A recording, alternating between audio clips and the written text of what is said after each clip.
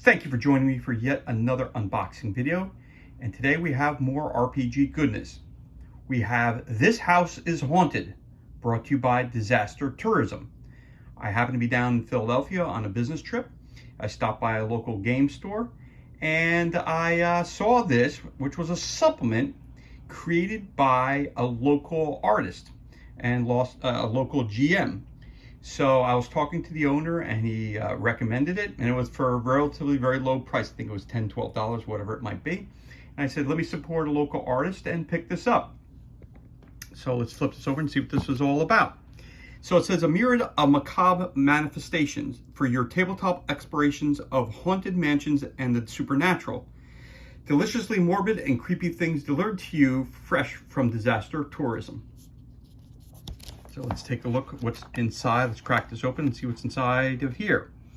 Everything wicked this way comes.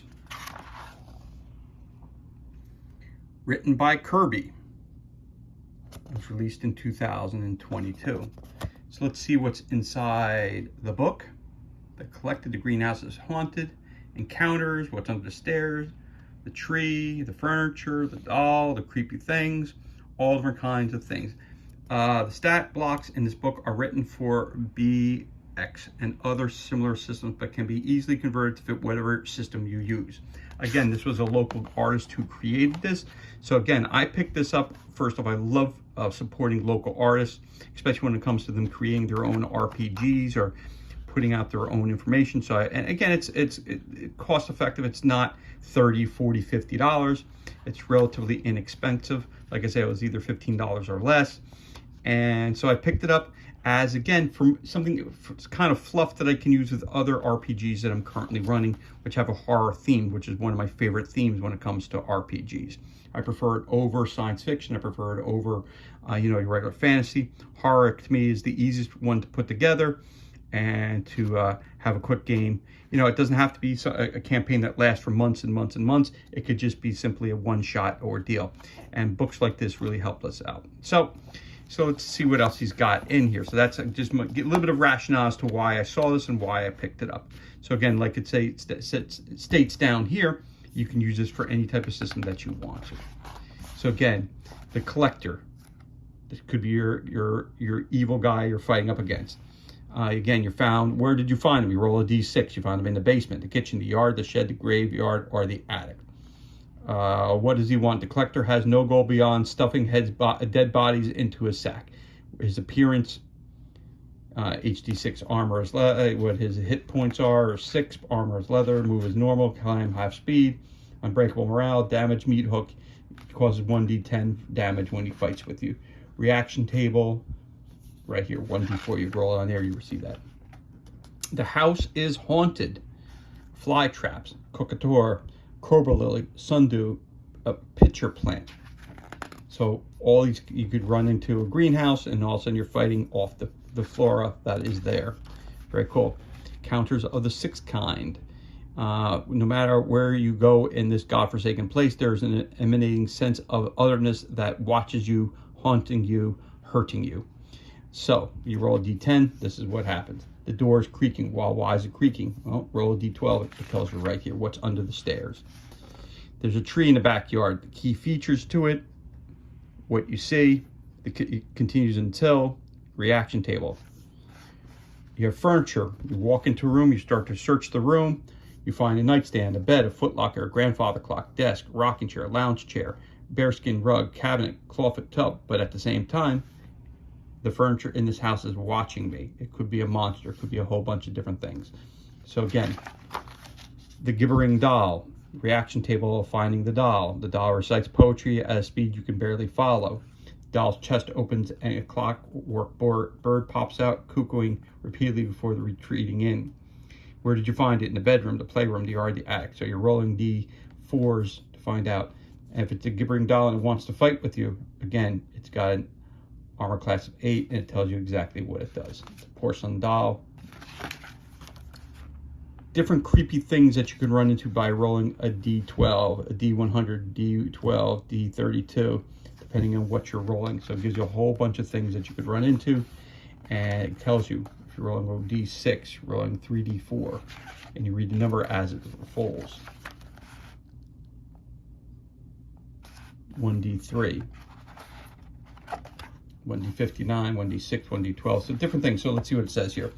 So if you roll 646, mannequins with real eyes, set of playing cards with all the faces scratched out, nest of spiders that hatch an unfortunate location, rotten beef bone filled with maggots, jars of pickled eyeballs, man-shaped tree or a tree-shaped man that moves closer and closer, small sewing box labeled do not open, vanity mirror that reflects someone else, cymbal banging monkey toy, nail claw marks appear on the floorboards and walls, tub filled with coagulating blood.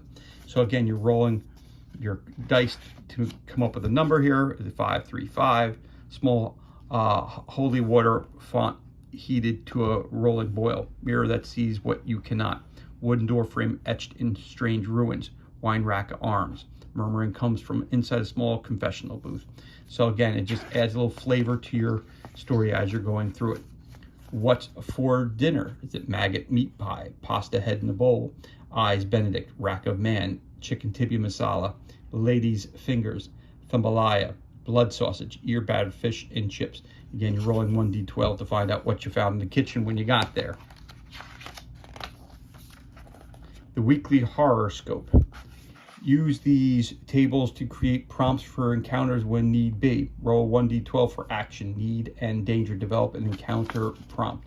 So you roll a d12 once, twice, 3 times. Action, sun, carry, jump, lose, sleep, run, soil, steal, wait, cower, whisper, grab, count.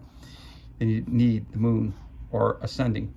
Poison, possession, amputation, loss, death, burn, blinding.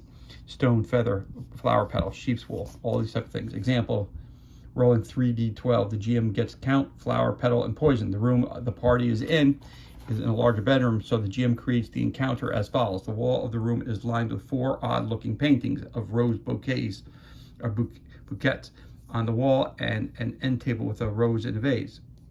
As the players approach to look at the paintings, a clicking sound can be heard, and the room begins to fill with poisonous gas.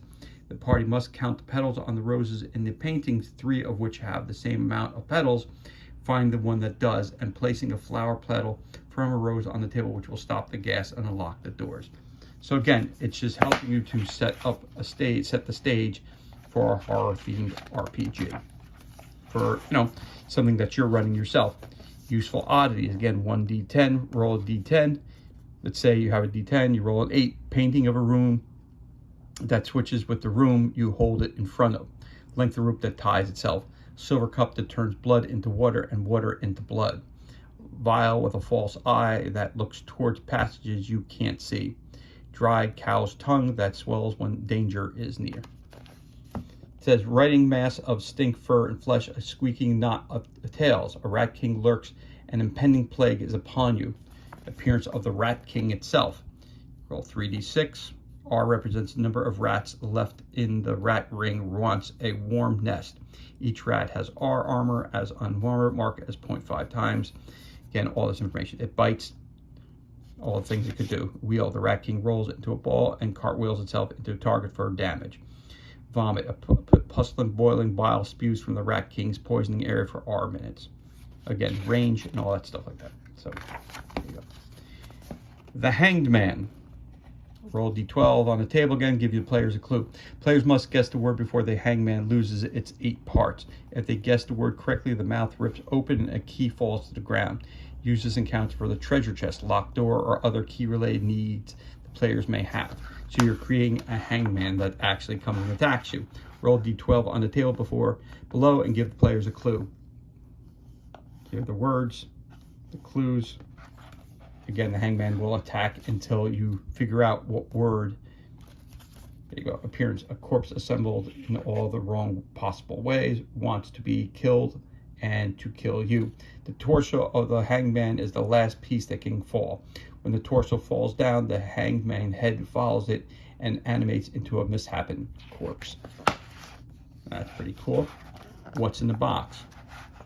Again, letters of love, scorn, roll all that stuff there. What's in the water? So, you come across some water in your game.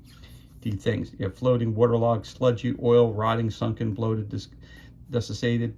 1 to 8, human body, dead fish, snakes, human hands, sack of food, books, decapitated heads, or bag of tongues. The dung fly. Appearance: the fly is 6 feet tall and speaks common. Its flesh boils and gurgles as it wings and 6 limbs flutter and beat. What does it want to do? The fly wants knowledge or decay to feast on. So it wants to attack you. He has a bite pile, 6 limbs, the buffet. Reaction tables. And what room is he found in? He's found in a bedroom, a basement, a yard, a pantry, a library, or a trash heap. A great stench of dung and rot fills the area, causing your eyes to water and bile to fill your throat. There is a buzzing, gentle at first, and which grows louder as the wings of a giant fly beat the surrounding air. 13 plus ghosts. Roll D13 for a ghost anytime you enter a room in a haunted house. Again, look, you want to create a ghost. It gives you all different things: the feel, the sound, the look, the attack, the wants, and the weakness. Jangles the clown. The monstrous clown stands in the corner, banging his head on the wall repeatedly. A large iron pipe hanging from its hand drips in the blood of a freshly killed person laying on the floor. Reaction table. Appearances: is 9 feet tall and has to hunch through most rooms. It wears a blood-soaked silk costume and face paint that doesn't quite seem like paint. Once Jangles only wants to laugh. Tells you his backroom information. Again, where is he found? Bedroom, playroom, backyard, basement, attic, or in the shed. Different killers that you could come across. The operating room. So you're walking through the house and you find an operating room in there. The doctor reaction tables, the doctor itself who wants to attack you, and the orderlies that are helping the doctor out in the room. Again, this is just flavor to add to your existing or things that you want to create in a horror-themed RPG, either one-shot or ongoing campaign. Clowns in the attic. Again, reaction tables. Again, appearance, what they look like, what their defense is. Gives you background story about them a little bit. Moving on.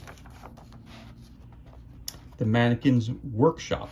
Outside the barn, behind the house, is a workshop filled with half-finished mannequins. Each and every one is made of wood, expertly crafted, but something just isn't right. You can't quite put your finger on it, but maybe one of theirs. The workshop is a small barn with one entrance and no windows. Once inside, the door will lock shut behind the party and the walls will shift. To create the workshop, roll 1d2. That is how many floors the workshop will have. So it either has 1 floor or 2 floors. All right. Roll a 16d6 to determine the arrangement of each room in the workshop. And then I'll tell you how to do this. Smaller encounters. And again, it gives you the charts for everything you need to know about shifting the room. What you find on floor 1, floor 2. Every few minutes or 10 rounds, add d6 to tension dice. You find limbs, unfinished, all different things from spiders, everything you find. And the different kinds of mannequins that you could be fighting along the way. Rumors about this place. In other words, why are you going there? And before you get there, what have you heard about it? The devil put an ancient curse of rot and decay on the house. Monsters and other troll creatures inhabit the house. Young love blossomed here, but burned in agony. An old treasure hunter buried his largest score beneath the house and died upon it. So you roll that. So anyway, again, this was something that was created by someone down in the Philadelphia area. Thought it was very, very interesting, and I wanted to support him, so I figured I'd pick this up. Again, it was either $15 or less at a local store that I happened to visit in Philadelphia. Anyway, this concludes our unboxing of This House is Haunted, which is a supplement for horror RPGs, brought to you by Disaster Tourism. I have no website or anything that I could provide for you about the creator of this. It didn't seem to have any of that information inside here. So I just had a list of thank yous to different people. So maybe if you want, you could look up the names or whatever. But again, I found this to be very, very fascinating when I was flipping through while I was at the shop. I'm glad I picked it up. And as I always say, I also like to support people who are putting together their own, creating their own stuff for RPGs as well. So I figured I'd pick it up and share it with you. And as always, thank you so much for joining us for this unboxing video. It's truly appreciated. If you enjoyed it, you could always give us a thumbs up and leave a comment below. You could also hit that subscribe button. This way you're kept up to date as to any time we release new content to the page. As always, thank you so much for joining us. Be safe, be well, enjoy the remainder of your day. I'll catch you on the next unboxing video.